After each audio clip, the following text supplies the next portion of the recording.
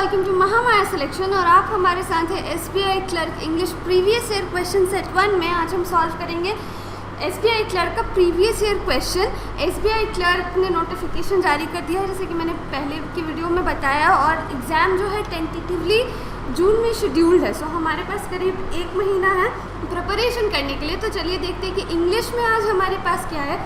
English में आज हमारे पास रीअरेंजमेंट है, जो ये सेट है इसमें रीअरेंजमेंट है। सेकंड हमारे पास इसमें क्लोज टेस्ट है और एरर डिटेक्शन के कुछ क्वेश्चंस भी हमारे इस सेट में हैं। काफ़ी सारे इंपॉर्टेंट टॉपिक्स हैं और काफ़ी स्कोरिंग है, less time consuming and scoring है। इससे हम अपना स्कोर इम्प्रूव कर सकते हैं। करीब 30 क्वेश्चंस इसमें इंग्लिश के 30 क्वेश्चंस पूछे जाते हैं। 20 मिनट्स उनका सेक्शनल टाइम होता है और 20 मिनट्स में हमें 30 क्वेश्चंस करने होते हैं। तो चलिए देखते हैं कि आज हमारे पास फर्स्ट क्वेश्चन क्या है। आज जो हमारे पास फर्स्ट क्वेश्चन है वो रीअरेंजमेंट का है। रीअरेंजमेंट करीब 5 मार्क्स के पूछे जाते हैं। तो चलिए देखते हैं कि क्वेश्चन क्या है। जो हमारा फर्स्ट क्वेश्चन रीअरेंजमेंट का है वो है rearrange the following sentences A, B, C, D, E and F to make a meaningful paragraph and then answer the questions which follow। हमें एक पूरा का पूरा पैराग्राफ दिया गया है जिसके सेंटेंसेस अलग अलग हमें part A, B, C, D, E और F में दिए गए हैं। इन सेंटेंसेस को हमें इस तरह से रीअरेंज करना है कि कोई एक मीनिंगफुल पैराग्राफ बन जाए। तो चलिए शुरू करते हैं इसको सॉल्व करना। तो पहले पढ़ते हैं कि हमारे पास क्या क्या सेंटेंसेस हैं। हमारा पहला सेंटेंस ए है, वो है the government clearly has a duty to fulfil the right mandated to children in our constitution. यहाँ बात हो रही है कि सरकार की ये साफ साफ ड्यूटी है, सरकार का ये साफ साफ कर्तव्य है, उसे क्या पूरा करना है कि हमारे संविधान में, कॉन्स्टिट्यूशन याद है, हमारे संविधान में जो बच्चों के लिए अनिवार्य उनके राइट्स बनाए गए हैं, बच्चों का जो अनिवार्य अधिकार है वो उसे पूरा करना हमारी सरकार का कर्तव्य है। हमारी सरकार का वो क्या ड्यूटी है, यानी कि कर्तव्य है। अब संविधान में बच्चों के लिए जो भी राइट्स दिए गए हैं, जो भी अधिकार दिए गए हैं, ये पूरा करना हमारी गवर्नमेंट यानी सरकार का कर्तव्य है। हमारे फर्स्ट सेंटेंस का मतलब ये। चलिए अब आगे बढ़ते हैं नेक्स्ट सेंटेंस की तरफ। नेक्स्ट सेंटेंस है if this trend continues many government schools may have to be wound up. अगर यही प्रवृत्ति चलती रही, ट्रेंड का मतलब होता है प्रवृत्ति, कुछ ऐसा जो चलता आ रहा हो, प्रवृत्ति, अगर यही प्रवृत्ति कंटिन्यू रही यानी कि जारी रही, चलती रही, तो बहुत सारी सरकारी स्कूल जो हैं, मैनी गवर्नमेंट स्कूल्स यानी कि बहुत सारे जो सरकारी विद्यालय हैं, उनको क्या करना पड़ेगा, उनको बंद होना पड़ेगा, ख़त्म होना पड़ेगा। वुंड अप का मतलब होता है ख़त्म होना या बंद होना, ख़त्म होना या बंद होना। मतलब किसी ऐसी प्रवृत्ति के बारे में, किसी ऐसी घटना या चीज़ के बारे में बात हो रही है जिसकी वजह से हो सकता है कि आने वाले भविष्य में बहुत सारे सरकारी स्कूलों को बंद करना पड़े। चलिए सेकंड सेंटेंस तो हमारा ये था। अब आगे बढ़ते हैं थर्ड सेंटेंस की तरफ। थर्ड सेंटेंस हमारा है कि data available with the department of public instruction and the Sarva Shiksha Abhiyan confirm that the number of schools with zero admissions have been on the rise in the country। यहाँ बात हो रही है एक डेटा की। एक डेटा आया है और ये किसके द्वारा आया है, डिपार्टमेंट ऑफ पब्लिक इंस्ट्रक्शन और सर्व शिक्षा अभियान, जो ये कंफर्म करता है, जो ये साबित करता है, प्रूफ करता है कि the number of schools with zero admissions have been on the rise in the country. यानी कि हमारे देश में जो स्कूल्स हैं उनमें ज़ीरो एडमिशन्स काफ़ी बढ़ा है, मतलब स्कूल्स में एडमिशन हुए ही नहीं है। ये बात जो डेटा आई है डिपार्टमेंट ऑफ पब्लिक इंस्ट्रक्शन और सर्व शिक्षा अभियान की जो डेटा आई है, उसने ये कंफर्म किया है कि हमारे देश में ऐसे स्कूलों की संख्या काफ़ी ज़्यादा है जिनमें एडमिशन नहीं हुआ है, एक भी एडमिशन्स नहीं हुए। चलिए अब ये तो था हमारा थर्ड सेंटेंस। आगे बढ़ते हैं नेक्स्ट सेंटेंस की तरफ। जो हमारा नेक्स्ट सेंटेंस है वो है the amicus curiae appointed by the Supreme Court submitted that the Telangana government has been dilly-dallying on filling up teachers vacancies in the state। Sentence के कहने का मतलब है द एमिकस क्यूरे। अब इसका मतलब क्या होता है, एमिकस क्यूरे का मतलब होता है सरकारी वकील।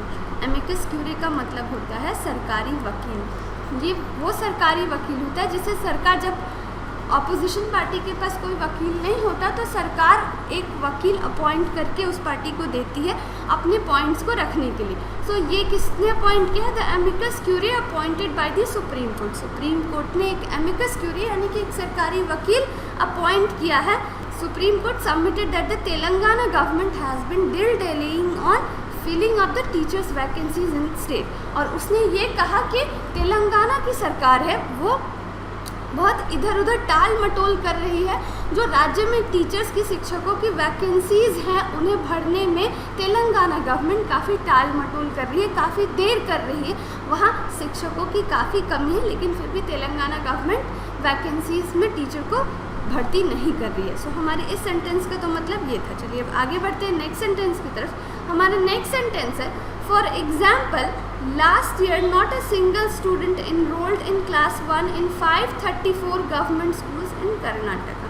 यहाँ ये बताया जा रहा है कि उदाहरण के तौर पर पिछले साल क्लास 1 में एक भी बच्चे इनरोल नहीं हुए, यानी एक भी बच्चों ने एडमिशन नहीं लिया। कहाँ? कर्नाटका की 534 गवर्नमेंट स्कूल्स में। यानी यहाँ उदाहरण दिया गया है कि पिछले साल कर्नाटका की 534 सरकारी स्कूलों में कक्षा 1 में एक भी बच्चों ने दाखिला नहीं लिया, उन लोगों ने एडमिशन नहीं कराया। आगे बढ़ते हैं नेक्स्ट सेंटेंस की तरफ। नेक्स्ट सेंटेंस है हमारा वो है, however Telangana is not the only state where education in government schools is neglected, it's an all India phenomenon.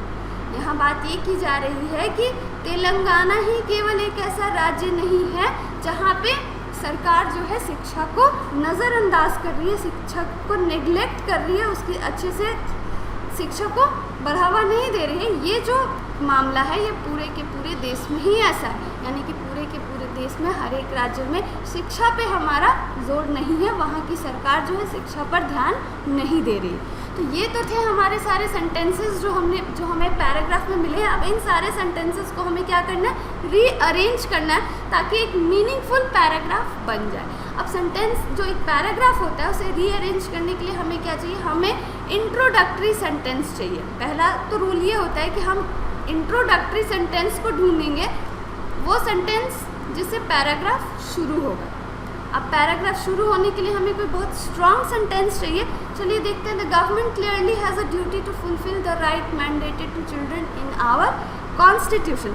सरकार का ये कर्तव्य है कि वे जो संविधान में बच्चों को जो अधिकार प्रदान किए गए हैं उन्हें पूरा करने की जिम्मेदारी, पूरा करने का कर्तव्य हमारी सरकार का है। सो हम इस सेंटेंस से शुरू नहीं कर सकते क्योंकि ये बीच का पार्ट है। कुछ ऐसा हुआ है जिसके बाद सरकार पे ये आरोप लगा है कि सरकार ने फुलफिल नहीं किया है जो उसे करना चाहिए।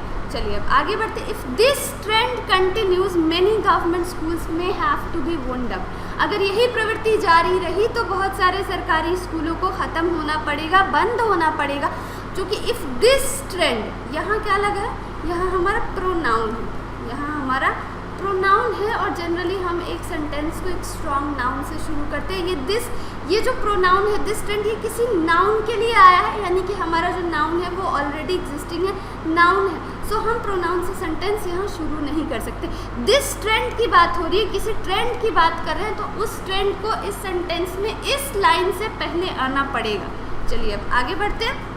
Data available with the Department of Public Instruction and the Sarva Shiksha Abhiyan confirm that the number of schools with zero admissions have been on rise in the country. अब यहाँ बात हो रही है एक डेटा की, data available with the department, यानी कि जो डिपार्टमेंट ऑफ पब्लिक इंस्ट्रक्शन और सर्व शिक्षा अभियान का जो डेटा आया है उसने ये बताया है कि हमारे जो स्कूलों में ज़ीरो एडमिशन काफ़ी राइज पे रहा, मतलब सरकारी स्कूलों में एडमिशन्स हुए ही नहीं है। पूरे के पूरे देश की स्थिति यही है। आगे बढ़ते हैं। The amicus curiae appointed by the Supreme court. ये जो डेटा आया है ये किसी चीज़ के बारे में डेटा आया है।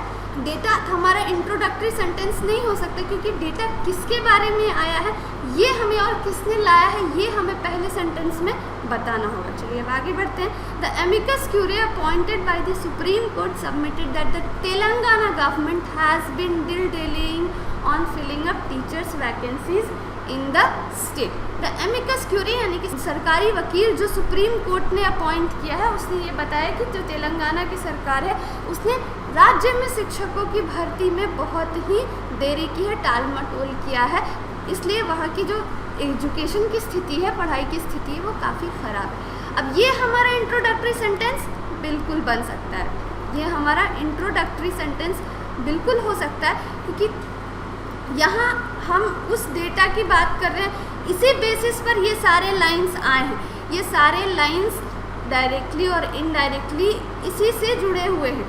सबसे पहले ऐसा ही कोई केस आया, तभी ये सारी स्थितियाँ आई हैं, तब उसी स्थिति के बारे में पूरे के पूरे पैराग्राफ में बात हो रही है कि जो तेलंगाना गवर्नमेंट है, तेलंगाना की सरकार है, उसने टीचर्स की वैकेंसी को भरने में बहुत ही देरी की है, टाल मटोल किया है, और इसी से ये सारे सेंटेंसेस अराइज हुए हैं। ये सारी स्थितियाँ हमारे इस केस की वजह से ही अराइज हुई हैं, इसलिए हमारा इंट्रोडक्टरी सेंटेंस तो यही होगा। हमारा इंट्रोडक्टरी सेंटेंस क्या होगा? डी, यानी कि हम पैराग्राफ को डी से शुरू करेंगे। चलिए अब आगे बढ़ते हैं।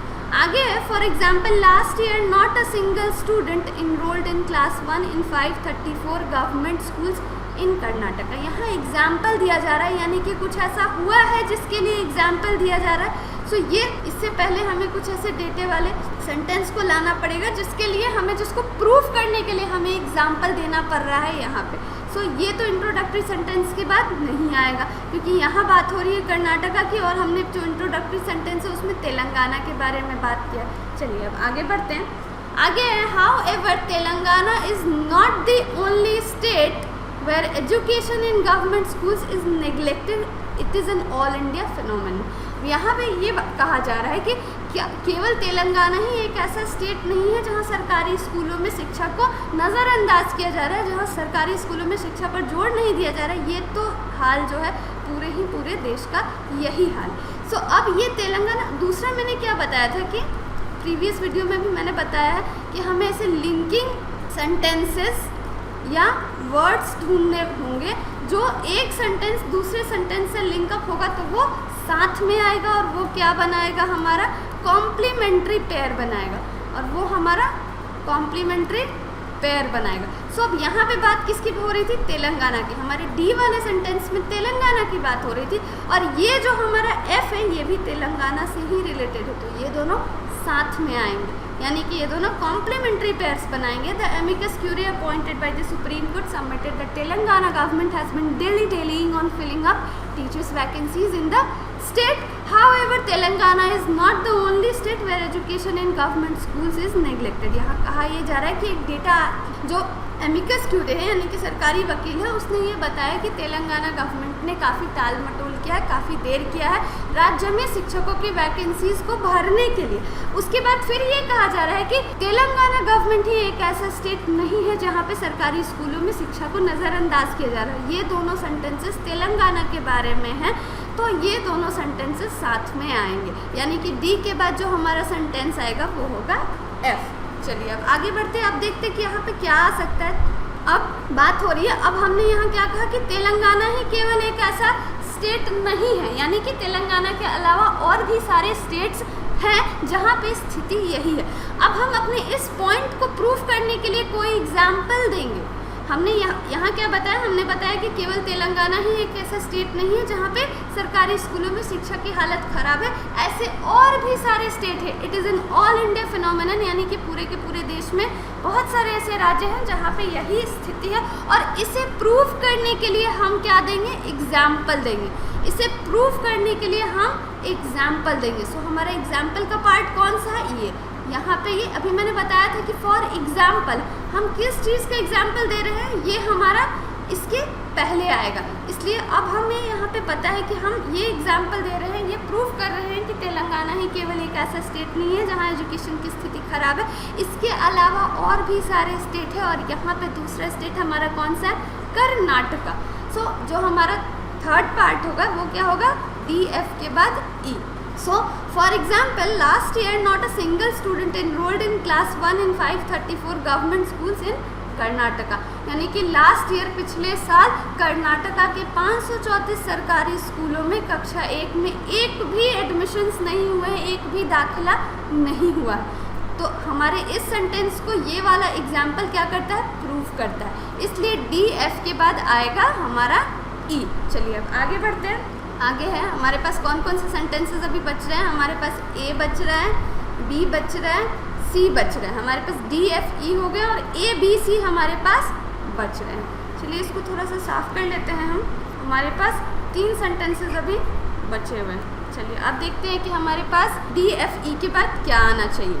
हमने ख़त्म कहाँ किया है, हमने कर्नाटका पे ख़त्म किया है कि कर्नाटका के 534 सरकारी स्कूलों में कक्षा 1 में एक भी एडमिशन्स नहीं हुए हैं। चलिए अब देखते हैं ए बी और सी हमारे पास बच रहा है। The government clearly has a duty to fulfil the right mandated to children in our. ये यहाँ हम क्या कर रहे हैं कि हम अपनी सरकार को उसकी कर्तव्य का ध्यान दिला रहे हैं कि ये सरकार का कर्तव्य है कि जो संविधान में बच्चों को अधिकार दिए गए हैं, अनिवार्य रूप से अधिकार दिए गए हैं, ये पूरा करना हमारी सरकार का कर्तव्य है। ये हम सरकार को क्या दे रहे हैं, सुझाव दे रहे हैं। सरकार को हम सुझाव दे रहे हैं या उसे बता रहे हैं। सो ये हमारा पार्ट क्या हो सकता है, ये हमारा पार्ट कंक्लूजन हो सकता है, यानी कि हम सेंटेंस को ख़त्म इससे कर सकते हैं, हम पैराग्राफ को ख़त्म इससे कर सकते हैं। ये कैसा पार्ट है, ये कंक्लूजन है। हम यहाँ बता रहे हैं कि ये सरकार की जिम्मेदारी है, तो हम कंक्लूड कर रहे हैं, ये हमारा कंक्लूजन है। सो ये तो एंड में आएगा। अब हमारे पास क्या बच गए, बी और सी। चलिए अब देखते हैं कि क्या होता है। हमने सेंटेंस ख़त्म किया था, हमने यहाँ ई पे ख़त्म किया था कि कर्नाटका में एक भी एडमिशन नहीं हुआ, ऐसी स्थिति बहुत ख़राब है। अब इसी स्थिति को हम यहाँ बता रहे हैं कि इफ़ दिस ट्रेंड कंटिन्यूज, अगर यही प्रवृत्ति चलती रही, अगर यही प्रवृत्ति चलती रही। किस प्रवृत्ति के बारे में बात कर रहे हैं हम, इस प्रवृत्ति के बारे में कि कर्नाटका में एक भी एडमिशन्स नहीं हुए हैं 534 सरकारी स्कूलों में। तो अगर यही प्रवृत्ति चलती रहे, यानी कि ऐसे ही स्कूलों में एडमिशन्स नहीं होते रहें, तो मैनी गवर्नमेंट स्कूल्स में have to be wound up, यानी कि बहुत से सरकारी स्कूलों को ख़त्म होना पड़ेगा। सो ई के बाद हमारा जो सेंटेंस आएगा वो बी आएगा। ई हमारा एक केस है और उससे क्या हो सकता है ये हमारा सेंटेंस बी बता रहा है। चलिए अब देखते, अब हमारे पास क्या है, ए तो हमने कहा कि ये कंक्लूजन का पार्ट है, ये तो लास्ट में आएगा, यानी कि हमारा जो ए होगा वो सबसे लास्ट में आएगा। और बीच में हमारे पास क्या बच गया, बीच में हमारे पास सी बच गया, तो सी यहाँ आना चाहिए। लेकिन एक बार देख लेते हैं कि सी यहाँ क्यों आएगा। Data available with the Department of Public Instruction and Sarva Shiksha Abhiyan confirm that the number of schools with zero admissions have been on the rise in the country। अब हम इस पॉइंट को प्रूव करने के लिए यहाँ पे एक डेटा दे रहे हैं कि डिपार्टमेंट ऑफ पब्लिक इंस्ट्रक्शन और सर्व शिक्षा अभियान से जो डेटा आए हैं वो ये प्रूव करते हैं कि हमारे स्कूलों में ज़ीरो एडमिशन काफ़ी रहा है, किसी भी स्कूल में एडमिशन्स नहीं हुए हैं पूरे के पूरे देश में। सो हम इसे ये कंफर्म कर रहे हैं और लास्ट में हम इस पैराग्राफ को कंक्लूड कैसे कर रहे हैं, लास्ट में हमारा कंक्लूजन सेंटेंस है। इंट्रोडक्टरी सेंटेंस से हमने पैराग्राफ शुरू किया और कंक्लूजन सेंटेंस से हम पैराग्राफ को ख़त्म कर रहे हैं। सो हम कंक्लूजन क्या दे रहे हैं, हम अपनी सरकार को ये बता रहे हैं कि बच्चों को संविधान में जो अधिकार दिए गए हैं शिक्षा से जुड़े हुए, ये पूरा करना हमारी सरकार का कर्तव्य है। सो हम सेंटेंस को ख़त्म कैसे करेंगे, हम सेंटेंस को ख़त्म करेंगे ए से, यानी कि हमारा जो अरेंजमेंट होगा वो क्या होगा, वो होगा D F E B C और A, D F E B C और ए। चलिए इससे रिलेटेड क्वेश्चंस देखते हैं।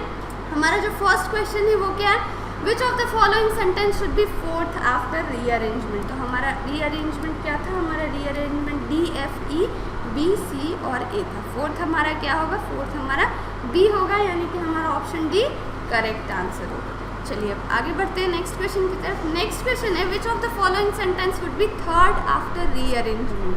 सो हमारा थर्ड सेंटेंस क्या होगा, हमने क्या रीअरेंज किया, हमने D F E B C A rearrange किया। तो थर्ड सेंटेंस हमारा क्या है, ई है। सो हमारा correct option option B E होगा। चलिए अब आगे बढ़ते हैं। इस बार हमसे पूछा जा रहा है कि फिफ्थ सेंटेंस आफ्टर रीअरेंजमेंट क्या है। हमारा रीअरेंजमेंट था D F E B C A. So हमारा फिफ्थ सेंटेंस क्या होगा, first second third fourth fifth, यानी कि हमारा ऑप्शन बी, हमारा सी जो होगा वो फिफ्थ सेंटेंस होगा। चलिए अब आगे देखते हैं। विच of the following sentence should B second after rearrangement. Rearrangement के बाद सेकंड सेंटेंस हमारा क्या है, सेकंड सेंटेंस हमारा एफ है, यानी कि हमारा करेक्ट आंसर क्या होगा, ए एफ। सेकंड सेंटेंस हमारा एफ है। अब पूछा जा रहा है which of the following sentence should be the first after rearrangement. पहला सेंटेंस कौन सा होगा रीअरेंजमेंट के बाद? तो हमारा पहला सेंटेंस आया है डी। हमने डी को इंट्रोडक्टरी सेंटेंस बनाया है, इसी सेंटेंस को हमने शुरू किया है, इसलिए डी हमारा फर्स्ट सेंटेंस होगा और ऑप्शन बी हमारा करेक्ट आंसर होगा। चलिए, तो ये तो था रीअरेंजमेंट। उम्मीद है कि आपको ये समझ में आया होगा। हमें क्या करने हैं, हमें बस कुछ पॉइंट्स ध्यान में रखने हैं। शुरू हम कैसे करेंगे, हम इंट्रोडक्टरी सेंटेंस ढूंढेंगे। हमारा सबसे पहला काम होगा हम एक स्ट्रॉन्ग इंट्रोडक्टरी सेंटेंस ढूंढें। इसके बाद हम क्या करेंगे कि लिंकिंग वर्ड्स को ढूंढेंगे। हम लिंकिंग वर्ड्स को ढूंढेंगे, उनसे हम कॉम्प्लीमेंट्री पेयर बनाएंगे। हमने कॉम्प्लीमेंट्री पेयर बनाया, उसके बाद हम एक कंक्लूजन वाला पार्ट ढूंढेंगे, कंक्लूजन सेंटेंस ढूंढेंगे और ऐसे हमारा पैराग्राफ पूरा हो जाए। और लास्ट में ये क्या होना चाहिए, ये कुछ ऐसा मीनिंगफुल बनाना चाहिए जिसका मतलब निकले। चलिए, ये तो था ट्रिक हम कैसे करेंगे रीअरेंजमेंट को। अब आगे देखते हैं कि हमारे पास नेक्स्ट क्या है आज के सेट में। हमारे पास नेक्स्ट है क्लोज टेस्ट। हमारे पास है क्लोज टेस्ट। चलिए देखते हैं, करीब 5 मार्क्स के क्लोज टेस्ट आते हैं। इसके अलावा सिंगल फिलर्स और डबल फिलर्स भी आते हैं। सिंगल फिलर्स और डबल फिलर्स वो हम अगले पेपर में देख लेंगे। अभी क्लोज टेस्ट करते हैं। सो ये क्या होता है कि हमें एक पैराग्राफ दिया गया होता है जिसमें कुछ वर्ड्स जो होते हैं मिसिंग होते हैं और उनके लिए ऑप्शंस हमें प्रोवाइडेड होते हैं और उन ब्लैंक्स को हमें एप्रोप्रिएट वर्ड्स के साथ फिल करना होता है। ये हमारा क्लोज टेस्ट में होता है। तो चलिए देखते हैं कि आज हमारे पास क्या है। हमारे पास एक पैराग्राफ है, पैराग्राफ का और इससे रिलेटेड 16, 17, 18, 19 एंड 20 5 ब्लैंक्स हैं हमारे पास जिसमें हमें 5 वर्ड्स फिल करने हैं। तो 16 है, the dash before the Chinese leadership is to create more jobs at home. इस सेंटेंस के कहने का मतलब है कि जो चाइनीज लीडरशिप है, अब यहाँ पे लीडरशिप का क्या मतलब है, लीडरशिप का मतलब सरकार से है। लीडरशिप का मतलब होता है नेतृत्व। तो किसी देश का नेतृत्व कौन करती है, वहाँ की सरकार करती है। सो यहाँ पे चाइनीज लीडरशिप से मतलब है चाइना की सरकार, चाइना की सरकार। The dash before the Chinese leadership is to create more jobs at home. और चाइनीज सरकार को करना क्या है, उसे अधिक से अधिक जॉब्स क्रिएट करने हैं, यानी कि बनाने हैं। कहाँ के लिए, घर के लिए। ऐसे जॉब्स जो हम घर से कर सकते हैं, जिनके लिए ऑफिस जाने की कोविड वाले सिचुएशन में वर्क फ्रॉम होम का ट्रेंड है। तो चाइनीज़ गवर्नमेंट के पास, चाइनीज़ लीडरशिप के पास ये समस्या है कि उसे जॉब्स क्रिएट करने हैं, ऐसे जॉब्स जो घर से किए जा सके। तो ये एक समस्या है। ये क्या समस्या है, ऐसे जॉब्स को क्रिएट करना थोड़ा मुश्किल होता है। तो समस्या के लिए यहाँ पे क्या वर्ड आना चाहिए, इसके लिए हम क्या करेंगे, ऑप्शंस को चेकआउट करेंगे। तो चलिए देखते हैं कि हमारा फर्स्ट ऑप्शन क्या है। हमारा जो ऑप्शन है चैलेंज। चैलेंज का मतलब चुनौती और इशू का मतलब परेशानी, कारण। अपॉर्चुनिटी का मतलब मौका और स्टॉर्म का मतलब तूफान। तो इस ब्लैंक में क्या एप्रोप्रिएट वर्ड होगा, चलिए देखते हैं ब्लैंक को एक बार फिर से। The dash before the Chinese leadership is to create more jobs at home. China की सरकार के पास, चाइना की सरकार के सामने, अब यहाँ पे बिफोर का क्या मतलब है, पहले नहीं, बिफोर का मतलब है यहाँ इस कॉन्टेक्स्ट में मतलब है सामने, यानी कि चाइना की सरकार के सामने ये समस्या है, ये एक परेशानी है कि वो घर पे जॉब्स को कैसे क्रिएट कर सके, यानी ऐसे जॉब्स को कैसे क्रिएट कर सके जो घर से किए जा सके। तो यहाँ पे हमें समस्या, परेशानी, इसके लिए क्या वर्ड्स हैं, 2 वर्ड्स हैं, इशू। इशू, इशू के साथ यहाँ पे क्या एप्रोप्रिएट, इन दोनों में से क्या होगा, चैलेंज या इशू। यहाँ पे जो वर्ड आएगा वो होगा हमारा चैलेंज। यानी चाइना की गवर्नमेंट के पास चुनौती है, उसे ये करना तो है ही, समस्या है जिसे करना है। तो चाइना की सरकार के पास ये एक चैलेंज है, ये एक चुनौती है कि वे घर पे जॉब्स कैसे क्रिएट करें। तो हमारा जो एप्रोप्रिएट वर्ड होगा वो क्या होगा, चैलेंज, यानी कि हमारा ऑप्शन ए करेक्ट होगा। यहाँ तो हमारा चैलेंज आएगा। आगे बढ़ते हैं नेक्स्ट सेंटेंस की तरफ। नेक्स्ट सेंटेंस है according to the reports, reports के अनुसार the country is dash out 7 million graduates every year. Reports के मुताबिक जो देश है वो क्या कर रही है कि 7 मिलियन ग्रेजुएट्स एवरी ईयर, हर साल 7 मिलियन ग्रेजुएट्स हो रहे हैं। यानी कि अब यहाँ पे कोई वर्ड आएगा कि देश में, रिपोर्ट के अनुसार देश में हर साल 7 मिलियन ग्रेजुएट्स बन रहे हैं या निकल रहे हैं। अब ग्रेजुएट्स क्या होंगे, पास आउट होंगे। हर साल 7 मिलियन ग्रेजुएट्स यहाँ निकल रहे हैं या बन रहे हैं। तो इसके लिए हमारे पास क्या वर्ड्स है, देखिए जो हमारा फर्स्ट वर्ड है वो है बर्निंग, सेकेंड वर्ड है चर्निंग, थर्ड वर्ड है making and fourth word is dealing. तो देखते हैं कि यहाँ क्या अप्रोप्रिएट होगा। According to reports the countries, और यहाँ पे आउट लगा हुआ है, यहाँ पे क्या लगा हुआ है, आउट। ये यहाँ पे मिलके इन सारे वर्ड्स के साथ मिलके एक फ्रेज बनाएगा, एक फ्रेज बनाएगा, ठीक है। चलिए यहाँ पे आउट लगा हुआ है इसलिए ये एक फ्रेज बनेगा। According to reports the country is dash out 7 million graduates every year. Sentence के कहने का मतलब है कि देश में हर साल 7 मिलियन ग्रेजुएट्स बन रहे हैं, यानी हर साल 7 मिलियन लोग ग्रेजुएशन कर रहे हैं पर उन्हें नौकरी नहीं मिल रही। चलिए देखिए, सो बर्निंग आउट, क्या हर साल ग्रेजुएट्स बर्न आउट हो रहे हैं, ये तो बिल्कुल गलत है। अच्छा, मेकिंग आउट, बन रहे हैं हमारे पास है। According to reports the country is making out, country बना रहा है 7 मिलियन ग्रेजुएट्स। ये कॉन्टेक्चुअली तो यहाँ पे लॉजिकली सही लग रहा है कि हर साल ग्रेजुएट्स बना रहा है, पर जब ये आउट के साथ फ्रेज बनता है तो ये इसका मतलब बनाना नहीं रह जाता है, सो ये रॉन्ग हो जाएगा।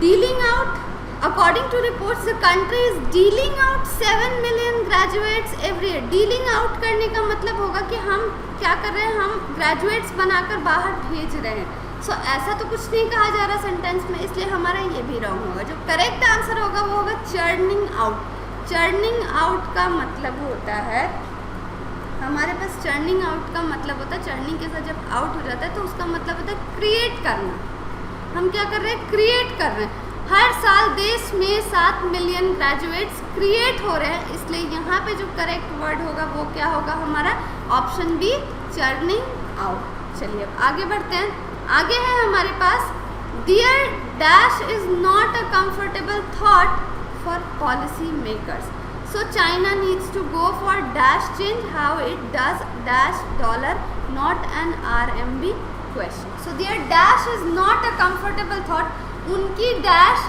कोई आरामदायक सोच नहीं है पॉलिसी मेकर्स के लिए, यानी कि सरकार के जो भी नीति निर्देशक लोग हैं, जो नीतियों को बनाते हैं, पॉलिसीज़ को बनाते हैं, उनके लिए ये अच्छी बात, आरामदायक बात नहीं है। तो चलिए देखते हैं कि यहाँ पे क्या आएगा। यहाँ पे है हमारे पास हैप्पीनेस, यानी कि खुशी। क्या नौकरियों का नहीं होना किसी सरकार के लिए अच्छी बात है, खुशी की बात है? ऐसा कुछ नहीं होगा, सो ये लॉजिकली ही गलत है। फॉरवर्डनेस, हम नौकरियां नहीं दे रहे हैं तो फिर हम फॉरवर्ड कैसे जा रहे हैं, हम तो बैकवर्ड जा रहे हैं, सो ये भी लॉजिकली गलत होगा। रेस्टलेसनेस, रेस्टलेसनेस का मतलब बेचैनी होता है या हलचल होता है, बेचैनी या हलचल। और टायर्डनेस का मतलब तो हमारा थकान होता है। यहाँ किसी फिजिकल वर्क की बात हो नहीं रही है कि किसी को थकान होगा, सो ये टायर्डनेस भी लॉजिकली गलत होगा। चलिए देखते हैं यहाँ पे क्या हो सकता है। Their dash is not a comfortable thought for policy makers. So यहाँ पे रेस्टलेसनेस आएगा, उनकी रेस्टलेसनेस, किनकी रेस्टलेसनेस, ग्रेजुएट्स की रेस्टलेसनेस। जो हर साल 7 मिलियन ग्रेजुएट्स पास हो रहे हैं चाइना में, ग्रेजुएट्स हो रहे हैं, उनकी बेचैनी, उन्हें जॉब चाहिए इसलिए वो परेशान है। उनकी जो बेचैनी है वो राज्य के पॉलिसी मेकर्स, यानी कि पॉलिसीज़ कौन बनाते हैं, नीति निर्देशक, ये सब कौन बनाते हैं, नीतियाँ, रूल्स, ये सरकार बनाती है। तो जो 7 मिलियन ग्रेजुएट्स हर साल हो रहे हैं, उनकी बेचैनी पॉलिसी मेकर्स के लिए आरामदायक बात नहीं है, यानी कि वे बेचैन हैं, उन्हें नौकरी नहीं मिल रही, तो सरकार भी हमारी खुश नहीं रहेगी। So China needs to go for a dash change, तो इसलिए चाइना को किसी चेंज के लिए जाना चाहिए, फॉर अ डैश चेंज, किसी चेंज के लिए जाना चाहिए। अब चेंज कहाँ हो सकता है, यही हमें इस ब्लैंक में फिल करना है। तो चलिए देखते हैं कि क्या ऑप्शंस हैं हमारे पास।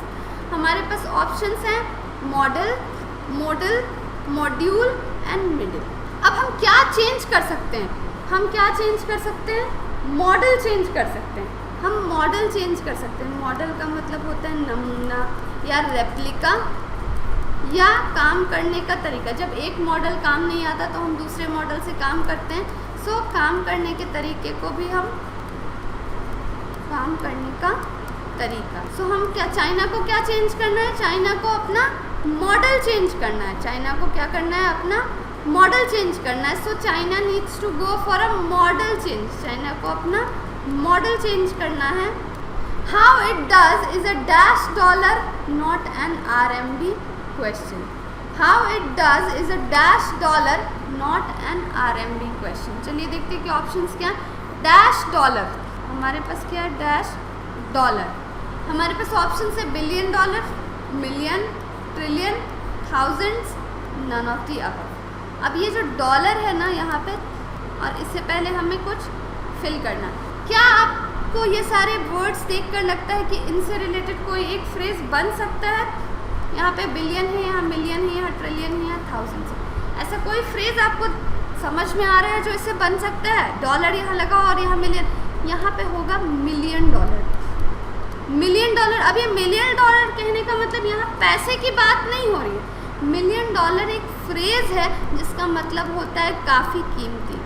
जिसका मतलब होता है काफ़ी कीमती, एक्सपेंसिव, कॉस्टली, या जिसे पाने में बहुत मेहनत करनी पड़े, वो मिलियन डॉलर होता है। हम अक्सर कहते हैं मिलियन डॉलर स्माइल, यानी कि बेहद कीमती मुस्कुराहट। ये मिलियन डॉलर एक क्या है? हमारा फ्रेज है। चलिए देखते हैं कि क्या होगा यहाँ पे। How it does is a million dollar and not an RMB question. यहाँ बात हो रही है कि चाइना को क्या करना है? जॉब्स क्रिएट करने। अब चाइना जॉब्स कैसे क्रिएट करेगी? ये एक मिलियन डॉलर क्वेश्चन है, यानी कि बहुत ही इम्पॉर्टेंट, कीमती, महत्वपूर्ण सवाल है कि चाइना जॉब्स कैसे क्रिएट करेगी, ऐसे जॉब्स जो घर पे बैठ के किए जा सके। नॉट एन RMB क्वेश्चन, कोई मामूली क्वेश्चन नहीं है, ये एक मिलियन डॉलर क्वेश्चन है, यानी कि बहुत बड़ा, बेहद कीमती, महत्वपूर्ण क्वेश्चन है कि चाइना जॉब्स कैसे क्रिएट करेगी। सो हमारे इस ब्लैंक में क्या होगा? हमारे इस ब्लैंक में मिलियन डॉलर होगा। हमारे इस ब्लैंक में ऑप्शन बी मिलियन डॉलर होगा। चलिए अब आगे बढ़ते हैं नेक्स्ट क्वेश्चन की तरफ। अब हमारे पास जो क्वेश्चन है वो है एरर डिटेक्शन का। एरर डिटेक्शंस भी काफ़ी पूछे जाते हैं। बहुत छोटी छोटी मिस्टेक्स होती है जिन्हें ध्यान से देखना होता है, और ये काफ़ी स्कोरिंग भी होते हैं। करीब 5 क्वेश्चंस तो एरर डिटेक्शन के हमारे पेपर में होंगे ही होंगे। चलिए देखते हैं कि क्या है हमारे पास फर्स्ट क्वेश्चन। हमारे पास जो फर्स्ट क्वेश्चन है वो है she danced very well on the dance floor isn't she. She danced very well, किसी लड़की की बात हो रही है, शी है, किसी लड़की की बात हो रही है, उसने बहुत अच्छा नाचा ऑन द डांस फ्लोर, यानी डांस के स्टेज पर उसने बहुत अच्छा नाचा। क्या नहीं, यहाँ इजंट इंट लगाया है। इजंट इंट यहाँ पे लगाया। सेंटेंस के कहने का सेंस है कि हम एक लड़की के बारे में बात कर रहे हैं और कह रहे हैं कि उसने डांस फ्लोर पे बहुत अच्छा नाचा। नहीं नाचा क्या? हम ऐसा क्वेश्चन पूछ रहे हैं कि क्या उसने डांस अच्छा नहीं किया क्या? पहले खुद बता रहे कि उसने डांस बहुत अच्छा किया और फिर पूछ रहे कि क्या उसने अच्छा डांस नहीं किया क्या? सो यहाँ पे जो इजंट इट है ना, यहाँ पे ये इट, ये क्या प्रोनाउन है। ये प्रोनाउन यहाँ पे किसके लिए आया है? ये प्रोनाउन यहाँ पे आया है सी के लिए। ये प्रोनाउन सी के लिए आया है। अब सी क्या है? लड़की है, गर्ल है, ये क्या है? लिविंग है। सो यहाँ पे इट की जगह क्या होना चाहिए? सी होना चाहिए। इट जो होता है वो नॉन लिविंग ऑब्जेक्ट्स के लिए होता है, पर हम यहाँ लड़की की बात कर रहे हैं, शी की बात कर रहे हैं, तो इसके लिए जो एप्रोप्रिएट प्रोनाउन होगा वो क्या होगा? इट नहीं होगा, सी होगा। और शी डांस्ड वेरी वेल, उसने डांस किया, यानी कि यहाँ पे क्या है? यहाँ पे हम किसी पास्ट इवेंट को दिखा रहे हैं। उसने क्या किया है? डांस किया है। तो हमारा यहाँ भी पास्ट फॉर्म होना चाहिए, यहाँ भी पास्ट होना चाहिए, लेकिन यहाँ है क्या? यहाँ प्रेजेंट। सो हम इसे कैसे लिखेंगे? हम इस इजंट इट को क्या लिखेंगे? हमारे पास यहाँ क्या लिखा हुआ है? Isn't it. हम इसे कैसे लिखेंगे? Didn't she. जो हमारा इट की जगह करेक्ट प्रोनाउन होगा वो सी होगा, और इजंट इट की जगह जो हमारा एप्रोप्रिएट होगा वो डिडंट होगा। यानी कि चूंकि यहाँ पे इवेंट हम पास्ट के बारे में बात कर रहे हैं, तो फिर हम पूछेंगे, हमने कहा कि उसने बहुत अच्छा नाचा, तो क्या, और पूछ रहे हैं कि क्या नहीं नाचा? तो हमारे जो दोनों सेंटेंसेस हैं, ये जो दोनों पार्ट्स हैं वो क्या है, पास्ट में है। ये पास्ट में है, इसलिए इसका ये कॉम्प्लीमेंट्री क्वेश्चन जो होना चाहिए वो भी पास्ट में होना चाहिए। लेकिन यहाँ इजंट है, ये क्या है, प्रेजेंट है, इसलिए ये रॉन्ग होगा। तो यहाँ पे क्या होना चाहिए, इजंट इट की जगह यहाँ पे डिडंट शी होना चाहिए। डिडंट शी हमारा करेक्ट होगा। इसलिए हमारा जो एरर है वो कौन से पार्ट में है, पार्ट डी में है। हमारा एरर पार्ट डी में है, पार्ट डी रॉन्ग है हमारा। तो चलिए अब नेक्स्ट क्वेश्चन की तरफ बढ़ते हैं। हमारा नेक्स्ट क्वेश्चन भी क्या है, वो भी एक एरर डिटेक्शन का क्वेश्चन है। चलिए देखते हैं क्वेश्चन क्या है। हमारा क्वेश्चन है, a successful woman is any that maintains a good balance between her professional and personal. यहाँ बात एक औरत के बारे में हो रही है। कहा जा रहा है कि अ सक्सेसफुल वुमन, एक सफल औरत वही है जो अपने पर्सनल और प्रोफेशनल लाइफ यानी कि व्यक्तिगत जीवन और जो प्रोफेशनल लाइफ है जिसमें वो काम करती है, उस जीवन के बीच में अच्छा संतुलन जो औरत बना सके, वही औरत सक्सेसफुल होती है, वही सफल होती है। चलिए देखते हैं कि एरर हमारा कहाँ है, किस पार्ट में। अ सक्सेसफुल वुमन, ये बिल्कुल सही है। Is any that maintains a good balance between, यानी कि maintains a good balance between, जो बनाती, एक अच्छा संतुलन बनाती है, बनाए रखती है, कहाँ, between her professional and personal life, अपनी व्यक्तिगत और व्यावसायिक जीवन, प्रोफेशनल लाइफ में भी वो संतुलन बना के रखती है, वही एक सक्सेसफुल वुमेन है। So a successful women is any that, यहाँ पे ये जो प्रोनाउन आया है, ये जो प्रोनाउन रिलेटिव प्रोनाउन है, ये गलत है। यहाँ इस पार्ट में एरर है। A successful women is someone who, यहाँ पे क्या होना चाहिए, इज समवन, एक सफल औरत वही है जो, यहाँ पे एनी का मतलब हो जाता है कोई। हम कोई की बात नहीं कर रहे हैं, हमें पता है कि हम एक इस औरत की बात कर रहे हैं, एक सक्सेसफुल वुमेन की बात कर रहे हैं। और यहाँ कह रहे हैं कि एक सक्सेसफुल वुमेन वही है, is someone who, is someone who, यहाँ जो करेक्ट रिलेटिव प्रोनाउन होगा वो समवन हु होगा। सो यहाँ कहाँ एरर है, इज एनी दैट, रॉन्ग है हमारा, इसकी जगह होना चाहिए समवन हु। एक सफल औरत वही है जो अपने प्रोफेशनल और पर्सनल लाइफ में संतुलन बना कर रखती है। So this is all for this session. Hope कि आपको ये सारे क्वेश्चंस अच्छे लगे होंगे और आपने इस पर प्रैक्टिस भी किया होगा। SBI क्लर्क जून में टेंटेटिवली शेड्यूल्ड है, तो हमारे पास करीब 1 महीने का वक्त है और उसमें हमें करनी है ढेर सारी प्रैक्टिस और उसकी जिम्मेदारी है महामाया सिलेक्शन की। आप बस हमारे साथ बने रहिए और हमारे वीडियोस को लाइक और शेयर करते रहिए। Thank you for watching and don't forget to subscribe to Mahamaya selection.